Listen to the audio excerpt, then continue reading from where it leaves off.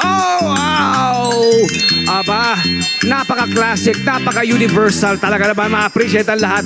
Mga Pilipino, ang number one din sa kanila mga tahanan, tinola! Aba. Syempre dapat may kanin. Lumapit kayo sa camera. Huwag kayo mahiya. Ipakita. Proud sa tinola. Ay, wow! Nakalamang na. Sige pa. Gutom ka na? Sarap! Boy. Okay, para mas matikman pa natin dyan, i-welcome natin si LD at sa Net25 para ipagluto tayo ng masarap at makabagong paraan para ihain ang tinola. Maraming paraan. Si Chef Grace Chua. Good morning, Chef. Good morning. Good morning. Thank you for doing this. Alam ko taga Ortigas at maaga kang gumising. Okay lang. Okay. Alright, Chef. Ay, kasama natin si Tita Mami. Nene, si Mami Nene Sotolombo. Mami, gamitin mo yung mic mo. Yan. Hello. Ayun, ang ganda ng boss. morning. Good morning. Taga saan po kay Mami? Taga-Carrion. Taga Carrion dito sa barangay. All right, good job. Palakpakan! Okay. Kay Chef, magluluto tayo ng Tinolang manok. Oo. Ano pa ang ating gagawin? Ang mga ingredients natin dyan? So, ito yung basic na tinola. Ito yung traditional na tinola na niluluto natin palagi. Yes. No? So, ang ingredients natin, napakasimple. Ito yung ating sibuyas. Meron tayong luya. Siyempre, ang manok. Siyempre, ang malunggay para sa dagdag sustansya. At Yes. siyempre, ang sayote. Traditionally, Yan. Kuya Tony Pet, ang gamit natin is yung green na papaya. Papaya. Pero pwede rin ang sayote. Pwede. Kasi sa Oo. texture naman texture naman din, syempre. Pwede, di ba? Kung sakaling wala tayong papaya, sayote, hindi ba? Sayote, Oo. oo. Okay, kaya ko tinatanong, ano ba ang ingredients natin? Alam naman natin yung ingredients. Pero kasi, mamaya, may papakitang mga spin sa usual tinola si Chef Grace. Tama, Okay, tama. right now, ang ating traditional tinola muna. Oo, Okay, tinola. go for it. Tinola! Okay, so...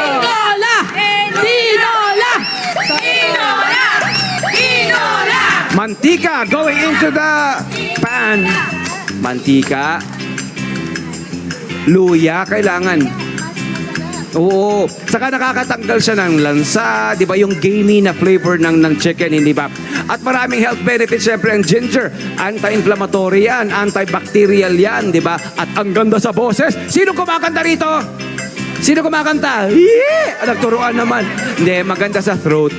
Pero Pero alam mo, my friend, Sibuyas. maraming nagsasabi na minsan daw meron kasi ako nakikita mga forum na sinasabi nila, hindi ko gusto yung tinola. Sabi ko, hindi lang masarap yung nagluluto ng tinola nyo. Tama.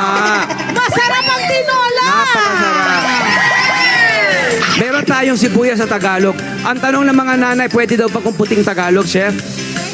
Pwede rin. So, ilalagay natin yung manok. Pwede rin natin i-marinate yung manok sa konting asin, no? Oo nga. Wow. May lasa na siya, oo. Maganda rin, syempre, parang piniprito natin para lumalabas yung oil nung manok. Katas, oo. Yun eh. Ayan. Pagpalagay natin, ayan. Oo. Tubig. Syempre, masabaw. Di ba? Gusto natin sabaw. Oo, comfort food yan eh. Pag may sakit ka, Correct, may sabaw. nararamdaman ka. Yan. Alam mo, ang napansin ko dito sa manok ni Chef, ang sari-sariwa. Napaka-pinkish, napaka-ayos at napakalinis. Good job! Yan ang dapat. Pagpalagay natin consider. kumukulo na, opo. Sayote. Yan ay kung walang papaya, ha? Oo. Medyo luto na ang manok. Lalagay na po natin ang sayote. Sayote!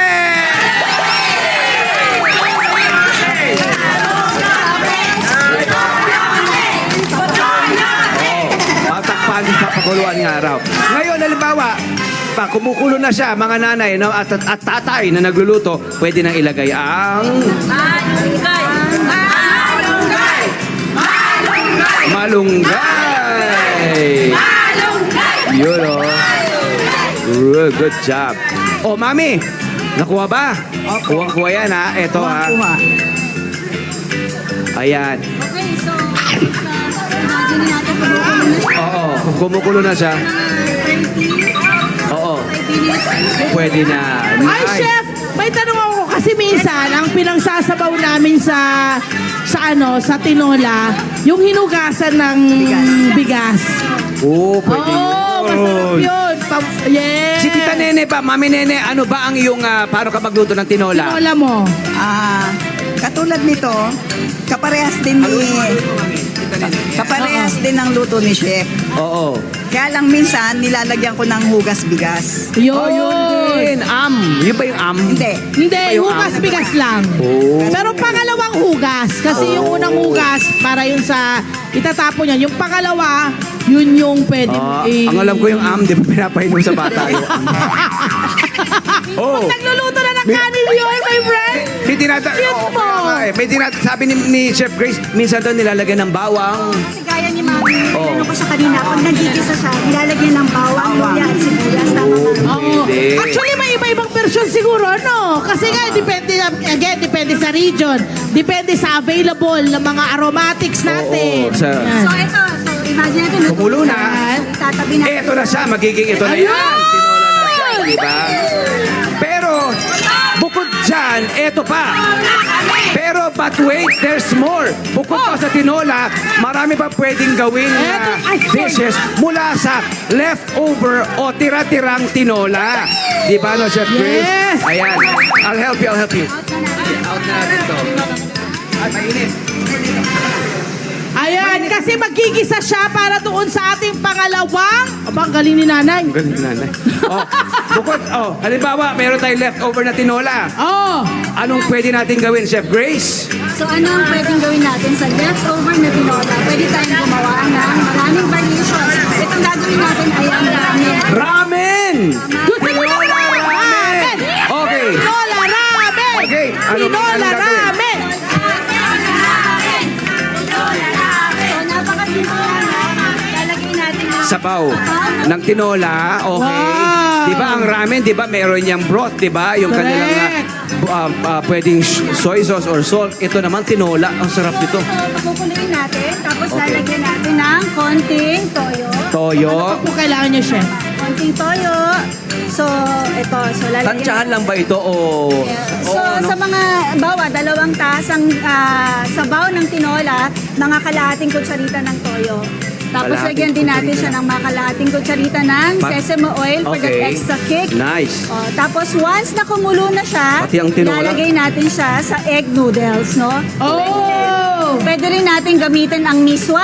Maraming pwedeng gamitin. Pwede. na Alam mo, klase ng gusto ko yung noodles. ginagawa mo, So, Chef ito, Grace. Parang nag-o-offer ka pa ng ibang alternative, di ba? Doon sa Tama, mga tama. on a budget, So, di ba? Ang nanay na Yes, lalo ngayon, nakabudget. lalo ngayon. Pero ramen, pwede naman egg noodles kasi marami ka naman mabibili sa palengke, hindi ba? May egg noodles na nabibili sa palengke natin dito, ano po? Ayun. Okay. Sige. Sabi ko nga egg noodles o yung simpleng miswa. Pwede rin sotanghon. Pwede rin yung mga udon noodles. Kung gusto Pwede. natin na gano'n, no? So, Pagpalagay natin kumukulo na siya. once na kumukulo na siya, ngayon, ito na ang plating natin. So, lalagyan natin siya ng seaweed. Apa, parang ramen nga. Oh. Yes. Ang ganda rin ng bowl. Oh, So, ayan, meron i-plate tayong natin yan seaweed. na may seaweeds. Tapos yun, lalagyan na natin yung ating, of course, yung ating chicken. Oo. Anong ginawa natin sa chicken? Shredded chicken, tinola. Shredded natin yung manok. Na tinola, oo. Oo. So, ito lagyan na po yun. So, natin. ito-toppings natin siya. Napakasimple lamang po, ano, pwedeng gawin ng kahit sinong mami o kaya daddy. Oo. Okay, so ito na, nakita natin Kumukulo na siya. kumukulo na, no? So, sasandukin na natin to at Pwede. ilalagay natin dito. Ayan. Noodles. Aray! Tama. Di ba? Restaurant quality ang tinola ramen natin. Di ba mga Oo. nanay? Exciting, pas exciting sa pagkainan. Okay, nagawa Tapos na natin lalagyan ang natin ng ating itlog. tinola ramen, my friend! Meron pa lang Tama. isa! Okay, excuse me lang Tapos mga lalagyan mami. ito, usual lang, gulay at itlog. Yan! Itlog, and then we do the pechay, of course, and we have some onion leeks. And there you have it. Ito na po ang ating tinola Palakpakan! ramen. Ito pa. Oh, last Sunod one. na. Last 1 minute. eto pa mga nanay. ano nga ba Nagmamadali ito? tayo. Gagawa tayo ng baon kunwari. O Okay, mga- gagawa Pwede, tayong pwede ba? baon. So, ito Yes. na. Ang ating shredded chicken ay ilalagay natin sa isang bowl. Pagkatapos po ay lalagyan natin siya ng mayonnaise. Tandaan nyo ha, manok to Okay, na tinola. mayonnaise ha? lang. Tapos Shredded lagyan lang. natin ng Mayonnaise. konting asin. Asin, ito po. Konting asin lang, konti lamang po kasi may lasa na yung tinola natin. Tama, oo And nga. then maglalagay po tayo ng puting sibuyas. Pwede. Tapos, i-mix lang po natin, no? Mga nanay, Napakabilis nanonood ba lamang kayo? po. Okay ba mga nanay? Agree ba? Okay, so Pwede ba mimix yan? lang natin ng ganyan. And then, eto na. Lalagay natin siya sa pandesal. Yay! Pwede po itong maging baon ng mga bata, pang merienda, O, pwede rin po baon yan. ni husband, sa Baon ni office. husband, oo nga. Sa trabaho, And then, si nanay. potatoes also, kung Yun. gusto po natin. Or pwede nating ganyan. Ganyan lang siya. Napakasimple lamang po. Ano. So, nakagawa na tayo ng isa. Gawa pa tayo ng isa. Okay. Ayan po. So, ito ang ating tinatawag na pandesal con tinola. Yun! Okay. So, there you have it. And Palakpakan. then, Pwede syempre, rin. Kuya Tony Pet, meron tayong sabaw ng Sabaw. tinola. Oo. So, nasa sa inyo po kung gusto yung isawsaw yung ating pandesal na merong tinola fillings. Ayun po. So, yun ang magandang breakfast. Nice. Palakpakan kayo, syempre! Sa pangahusay! Siyempre, kailangan tikman. Siyempre, oo. Pwede rin itong ating tinola spread. Pwede rin ilagay sa biskwit, no? Tikman ng nanay. Nanay, Oh, sige, nanay, kumuha, pasok. kumuha kayo na ano. Nay, tikman Oh, nyo, tikman nay. ng tikman ramen. nyo. Ayan. Ayan. Sige, tikim. Tikman nyo. Kain na agad para malaman namin. Oh, kumusta, Nay? Kumusta Meron pa ang dito. lasa? Ano ang mga nangingibabaw na lasa doon sa kinakain po ninyo? Isa pa. Tikman. Nakalasaan niyo ba yung pagkatino? Yes. Yeah. Totoo naman kasi galing sa tinola dish yan eh. Hello po mga Kanet 25! Si Kuya Tony Pet po ito mula sa Love, Tony Pet and Everything. For more Love, Tony Pet and Everything updates, just click on our subscribe button and follow us on our Net25 social media pages at Net25 TV and at Net25 Entertainment Facebook. Magkita-kita po tayo!